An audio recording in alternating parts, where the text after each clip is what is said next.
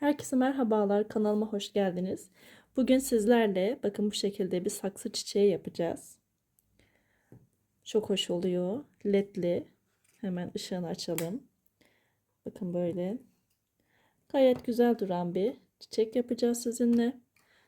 Bütün parçalarını anlatacağım. Sadece bu kuşun tarifi bir önceki videomda. Onu oradan örerek yapabilirsiniz. Bir de saksı olarak ben zambak çiçeğim vardı. Saksıda zambak çiçeği. Onun saksısını kullandım. Yine bunun tarifini yorumlara koyarım. Oradan da bulabilirsiniz kolaylıkla. Malzemelerimize baktığımızda ben pamuklu ip tercih ettim. Bütün parçalarında pamuklu ip kullandım. Pamuk karışımlı ip. Tığımız 2 numara 2 numara 2 milimlik bir tığ kullanıyoruz.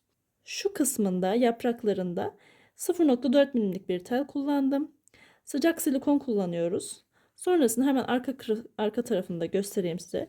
Bu kısmına dolamak için yeşil bir ipimiz var. Bir miktar kalın bir ip kullandım ben. Siz ince de kullanabilirsiniz, fark etmez. Sonrasında bir de gördüğünüz gibi led doladım burada. Benim elimde büyük bir led vardı. Onu kullandım ben. Ama siz bakın şöyle böyle küçük ledler var. Ben bundan bulamadığım için şu an o yüzden büyük led kullandım. Sardım etrafını. Ama bu şekilde küçük led bulursanız daha kibar duracaktır. Bu şekilde saksının kenarında. Hatta direkt buraya da yapıştırarak da kullanabilirsiniz. Ben bulamadığım için büyük bir led kullandım şu an. Dediğim gibi küçük led daha kibar durur. Bir de son olarak şu kalp kısmında bu şekilde ben elektrik kablosu kullandım. Bakın bu şekilde kolaylıkla şekil verilebilecek bir kablo. Çok ince tercih etmeyin. Bir tık kalın olsun. Böyle. Bunun ölçüsünü de ben yaptıktan sonra vereceğim size yaparken. Ne kadar uzunlukta kesmeniz gerektiğini veya kalbin ölçüsünü direkt böyle ölçüp verebilirim. Yaptıktan sonra kalbin ölçüsünü veririm size. Siz ona göre ayarlarsınız. Bu çiçekleri istediğiniz renkte, istediğiniz şekilde kullanabilirsiniz. Ben şu an tasarımını bu şekilde yaptım. Mesela sadece gülden yapabilirsiniz, sadece papatyadan yapabilirsiniz, fark etmez. Bu yeşil yapraklarını kullanmayabilirsiniz veya sayısını azaltabilirsiniz, artırabilirsiniz, nasıl isterseniz. Bu şekilde ben böyle tercih ettim. Hemen yapımına başlayabiliriz. Gayet kolay bir tarif, merak etmeyin. Şimdiden hepinize kolaylıklar diliyorum. Kanalıma abone olmayı da lütfen unutmayın. Şimdiden teşekkür ediyorum hepinize. İlk olarak gülle başlayalım. Kırmızı ipimi aldım. Şimdi zincir çekerek başlayacağız. Zincir başlangıcımı yapıyorum. 20 tane zincir çekiyoruz. 1, 2, 3, 4, 5 ve 20. Şimdi bakın böyle oldu. En son yaptığımız zincirin bir yanına batıyoruz. Yani 19. zincirimize batıp bir tane sık iğne yapıyoruz. Bakın bu şekilde 2 tane ilmeğimiz oluyor. İkisini birden çekiyoruz. Aynı yere bir tane daha sık iğne yapıyoruz. Ya aynı yere 2 tane sık iğne yapmış olduk. Yan tarafa geçiyoruz. Sık iğne. Aynı yere bir tane daha sık iğne. Yan tarafa geçiyoruz. Bir sık iğne. Aynı yere ikinci sık iğnemiz. Bu şekilde bütün zincirlerin üzerlerine ikişer tane sık iğne yaparak sıra sonuna kadar geliyoruz. Tamamlayıp gelelim. Her zincir ikişer tane sık iğne yapacağız yani. Yapalım. Evet, bakın böyle tamamladım. Şimdi 3 tane zincir çekiyoruz. 1, 2 ve 3. Bakın böyle tuttuk. Şimdi bu şekilde çeviriyoruz. Buralardan örmeye devam edeceğiz. Hemen ipimi bir kere doluyorum. Bu zincir yaptığım yerden bakın şöyle aşağı doğru inip hemen onun dibine batıyorum. Bakın zincir yaptığım yerin hemen dibine battım. İkili trabzan yapıyorum. Tığımda 3 tane ilmeğim oluyor. Bunu 2 seferde çekiyorum. İkisini bir, 2 tane kaldı. Bu ikisini bir çekiyorum. Aynı yere bir tane daha ikili trabzan yapıyorum. 1, 2 seferde çekiyorum. 2 tane yaptık. Aynı yere üçüncü ve aynı yere dördüncü. 4 tane ikili trabzan yapmış olduk aynı yere bakın. Baştaki zinciri saymıyoruz. Onu saymadığımız zaman 4 tane ikili trabzan yapmış olduk.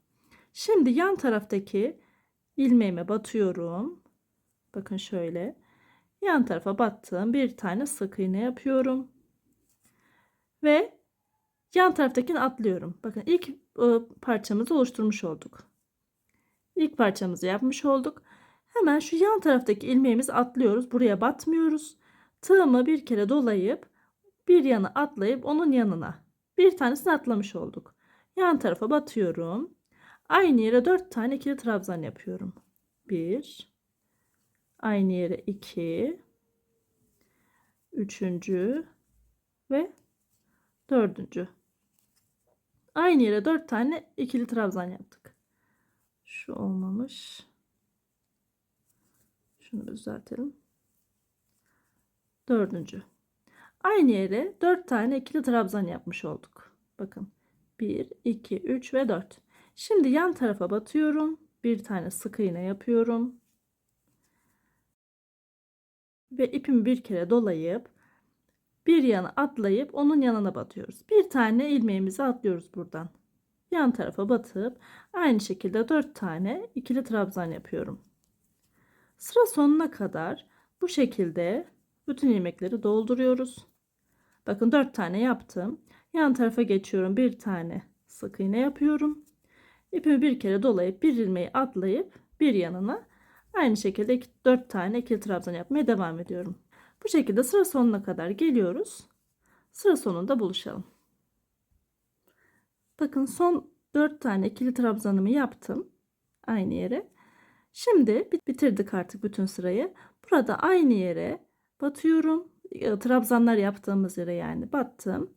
İlmek kaydırma yapıyorum. Bir tane zincir çekip ipimi kesiyorum. Uzun kesmeyelim burada. Şöyle. Evet. Şimdi artık bunu sarabiliriz. Bu şekilde hemen sarmaya başlayalım. Bakın şöyle örgümüzün düz tarafı bize bakacak şekilde tutuyoruz. Bakın burası düz tarafı, burası ters tarafı. Şu düz tarafının ilk başladığımız yere bir miktar sıcak silikonumdan sıkıyorum. Şu alt kısımlarını sıkıyoruz bu arada.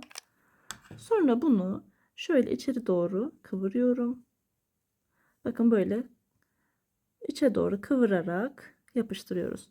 Hep şu alt kısımlarına denk gelecek şekilde yapıştırıcımızdan sürüyoruz.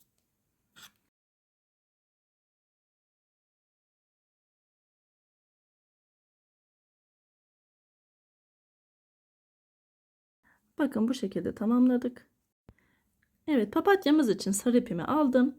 Bu şekilde sihirli halka yaparak başlayacağım. Şöyle tuttum. Hemen bir sihirli halka oluşturuyorum. Şu ipimi çekiyorum, halkamızın ipini biraz küçültüyoruz. Halkanın içerisine 6 tane sık iğne yapıyorum. 1, 2, 3, 4, 5 ve 6. sık iğnemiz. Şimdi bu ipimi çekiyorum. Halkamızın ortasını kapatacağız. Şöyle çekelim tamamen. Hemen ilk yaptığımız sık iğnenin tepesine batıyoruz. İlmek kaydırma yapıp bir tane zincir çekiyoruz ve ikinci sıramıza geçmiş oluyoruz.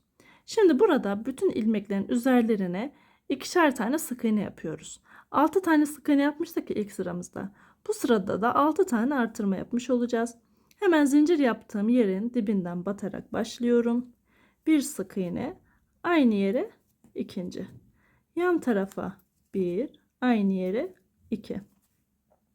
Bu şekilde 6 tane artırma yapıyoruz. 3. artırmayı yaptım. Yan tarafa 4. artırmamız. Yan tarafa 5. 1. Aynı yere 2 sık iğne. Ve son artırmamızdayız. 1 sık iğne. Aynı yere ikinci. Bu şekilde bakın. Şimdi yine ilk yaptığımız sık iğnenin tepesine batarak ilmek kaydırma yapıyoruz ve bir tane zincir çekiyoruz. Şimdi artık ipimizi kesebiliriz. Uzun kesmemize gerek yok. Sonrasında şu sihirli halkamızın ipini çekelim ve halkamızın ortasını tamamen kapatmış olalım. Bakın böyle tamamen kapatıyoruz. Şimdi beyaz kısımlarını yapalım. Evet, şimdi beyaz ipimi aldım. Bakın ilk olarak bir ilmek başlangıcı yapıyorum hemen. Sonrasında bakın bu şekilde yaptım. Şunun bu uzun iplerini kestim, öndeki ve arkadaki.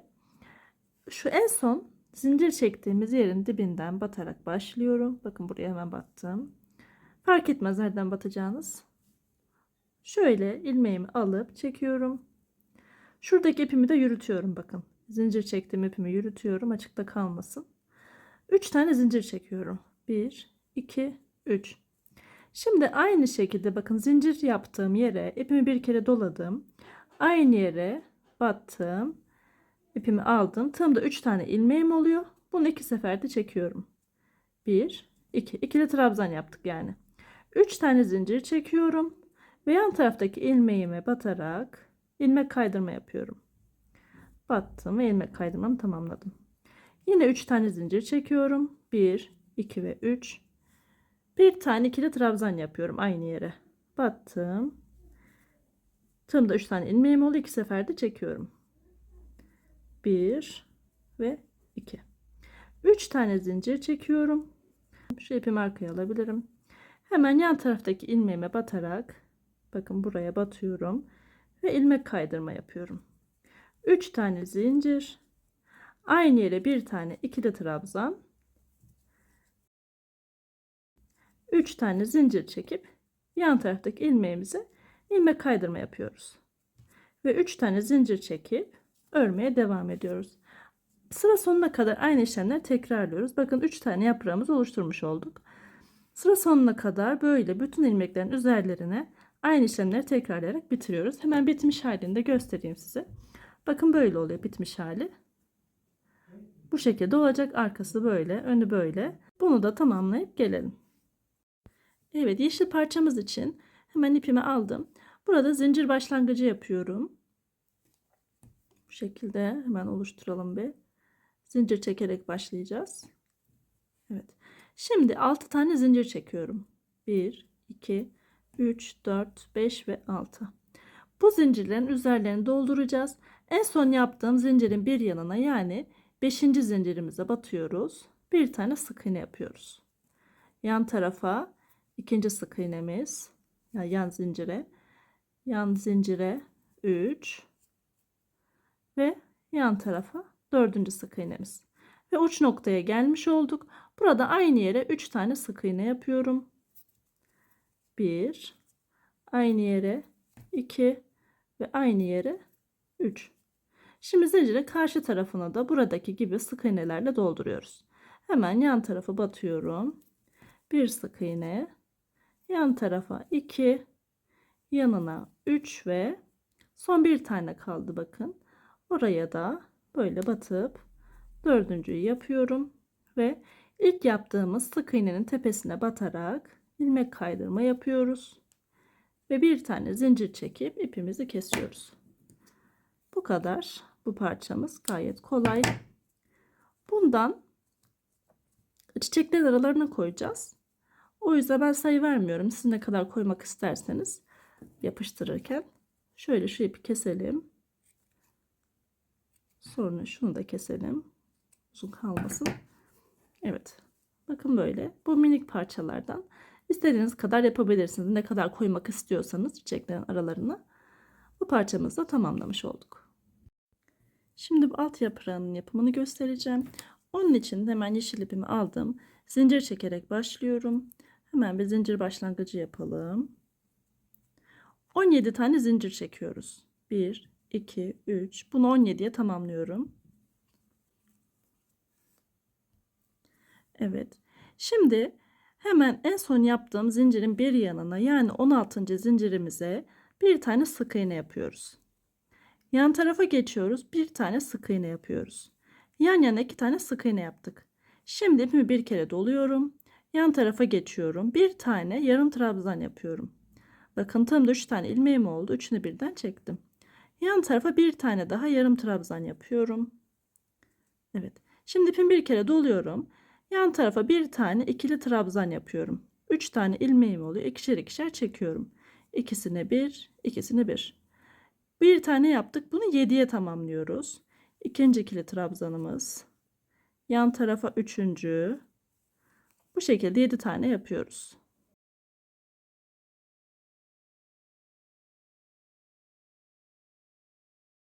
Evet, bakın tamamladım. Şimdi bir kere doluyorum. Yan yana 2 tane yarım trabzan yapıyorum.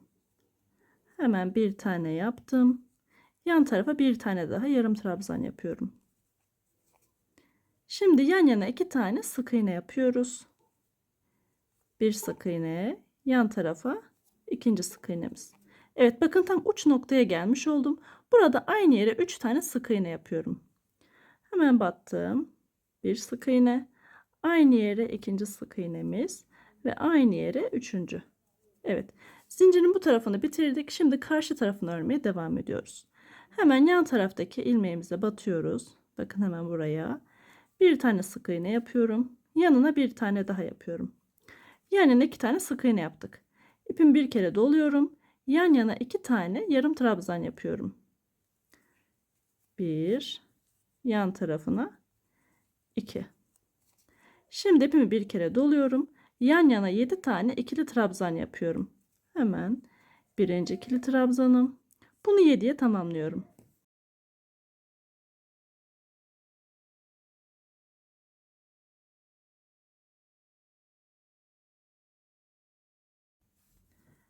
Evet. Şimdi ipimi bir kere doluyorum. Yan tarafa yan yana 2 tane yarım trabzan yapıyoruz. Hemen battım. Bir tane yarım trabzanımız. Yan tarafa ikinci yarım trabzanımız.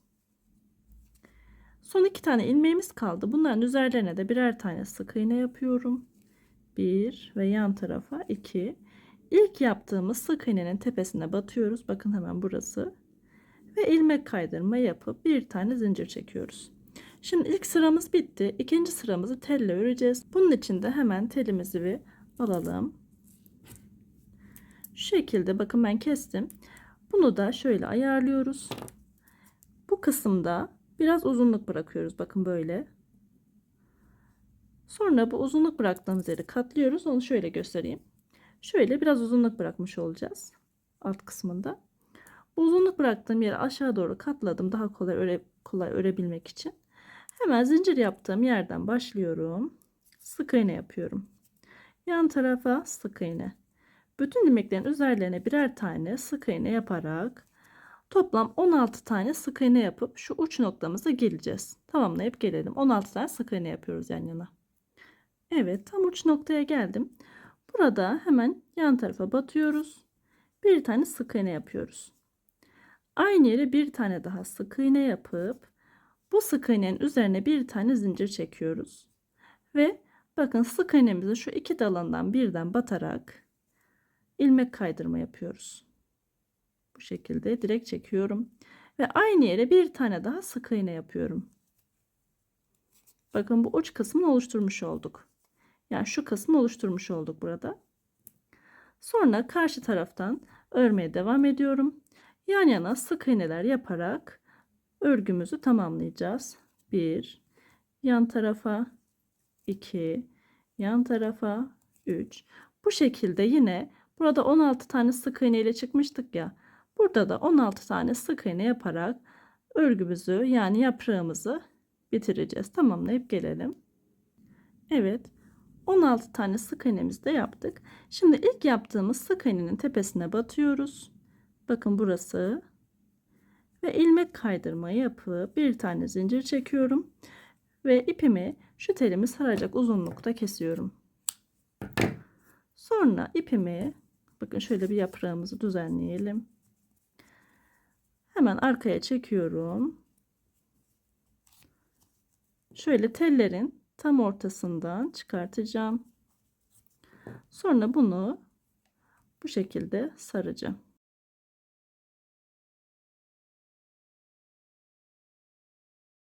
Sonra şu iki telin ortasından ipimi geçirip buraya sabitlemiş oluyorum. Şu fazla kalan kısmını da kesiyorum ve yaprağımızı bitirmiş oluyoruz. Bundan toplam 2 tane örüyoruz. Bu parçamızı tamamlamış olduk. Evet. Çiçekleri sabitlememiz için bu şekilde bakın elektrik kablosundan telimizden diyeyim. Böyle kalp şekli oluşturdum. Sonrasında şu alt kısmında biraz uzunluk bırakıyorum. Bakın bu kadar bir uzunluk bıraktım. Böyle siz de oluşturun. Boyutunu ne kadar isterseniz büyüklüğünü. Sonra bu kablonun etrafına şöyle göstereyim hemen. Bu şekilde bir kalın bir ipim vardı benim. Onunla sardım. Kalın bir iple sarıyoruz. Ama şu alt kısmı, uzunluk bıraktığımız kısmı sarmıyoruz bakın. Sadece bu üst kısmını, kalp kısmını sarıyoruz bu şekilde. Onu da şöyle söyleyeyim. Kalp şeklini oluşturdunuz diyeyim. Mesela kablonuzun uzunluğunu belirlediniz. Sonrasında bunu açın, öyle sarın. Kalp şeklini verdikten sonra sarması zor oluyor. Düzleştirip de sarabilirsiniz uzunluğunu belirledikten sonra. Bu şekilde sardım. Bir 2-3 kat sardım ben bunu. Biraz kalınlaştırmak için kablomuzu. Sonra şu kısma bakın. Telin bu kısımlarına şöyle yan yana tutarak burayı silikonumla, sıcak silikon sıkarak yapıştıracağım. Bu kısımlara şöyle süreceğim. Tam şöyle ortalarına sürerek bunu böyle birbirine sabitleyeceğim. Bu şekilde şöyle tutarak sabitlenmiş olacak. Sonrasında şu üst kısmını yapacağız. Telimizin bu kısmını yapıştırdım. Bu arada ben elimde bir led vardı. Ledle güzel olacağını düşündüğüm için ışıklı. Bu şekilde yeşil ipin üzerine led sardım. Bakın böyle. Açtığımız zaman böyle oluyor. Bu şekilde bu kısma sardım ledi. Şimdi artık yapıştırma kısmına geçebiliriz. Bu arada ledin bu kısmı burada duruyor. Pilli kısmı diyeyim. Sonra hemen yapıştırma kısmına geçelim. İlk olarak çiçeklerimizi bir alıyoruz. Şöyle. Siz de ilk olarak böyle bir tasarlayın. Öncelikle ben size bir boyutunu göstermek istiyorum. Hemen ölçülerine bakalım bir. Bakın böyle buradan ölçtüğümüzde yaklaşık 15 santim geliyor. 14,5 santim. Şuradan ölçelim. Yukarıdan bu kısma kadar 11. Şuradan ölçtüğümüzde de yine 10,5 santim geliyor kalbimiz. Bakın buradan da şu kısma kadar 11. 11'e üst köşeden 11, alttan da 15 diyelim. Yandan, daha doğrusu yandan da 15 diyelim. 14,5 15. Ölçüsü bu şekilde. İp sardıktan sonraki ölçüsü bu tabii ki. Siz ip sarmayacaksınız. Bu ölçülerde kullanabilirsiniz. Hemen yapıştırmamızı yapalım. İlk olarak bakın şu üst kısma kırmızı gül yapıştıracağım ben. Gülümüzün bu şekilde ortasına denk gelecek şekilde yapıştırıcımdan sıktım ve buraya yapıştırıyorum. Tek tek nereye hangi çiçeği yapıştırmak istiyorsanız o şekilde yapıştırabilirsiniz. Ben böyle teker teker yapıştıracağım şimdi.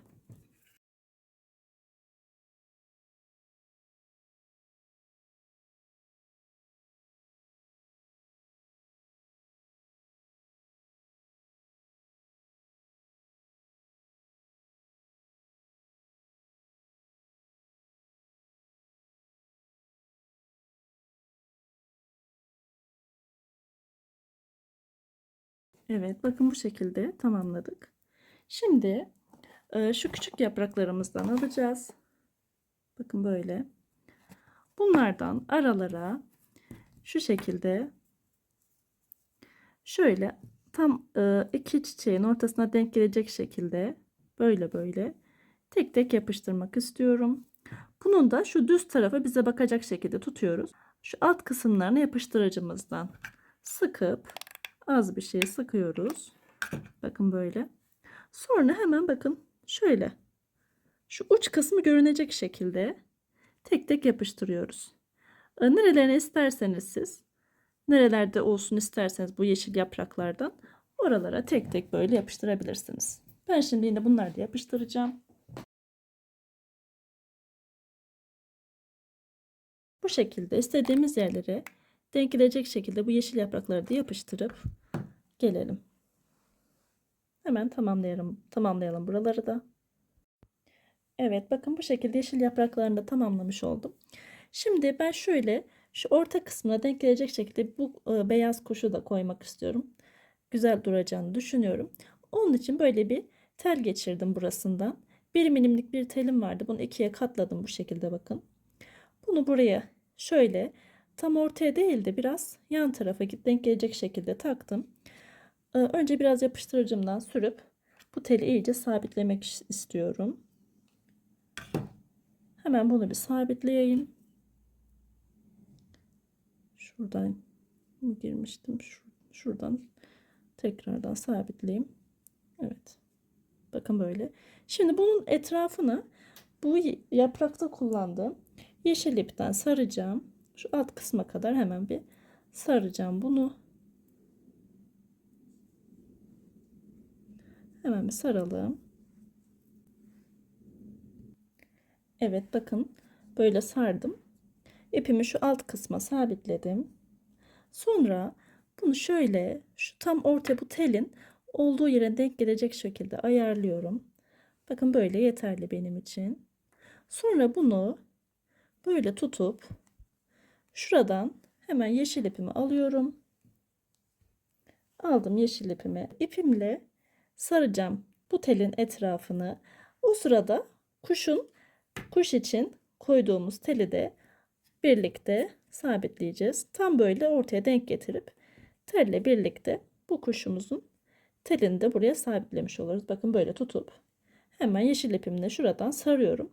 Nereye kadar sarıyorum onu da göstereyim. Bu yapraklarımızı koyacağımız yere kadar. Bakın şöyle tam şuraya takacağım ben.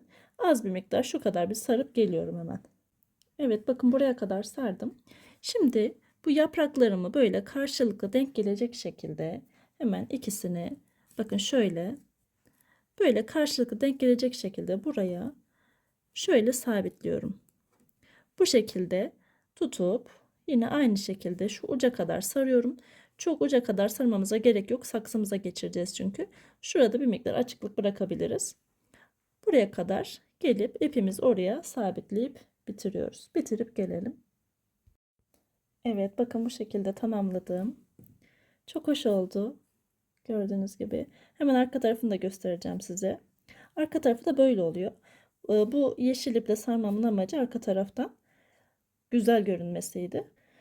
Ama siz isterseniz bu öndeki yaptığınız çiçeklerden aynı şekilde arkaya da yapabilirsiniz. Arka tarafı da. Ben tercih etmedim bu şekilde.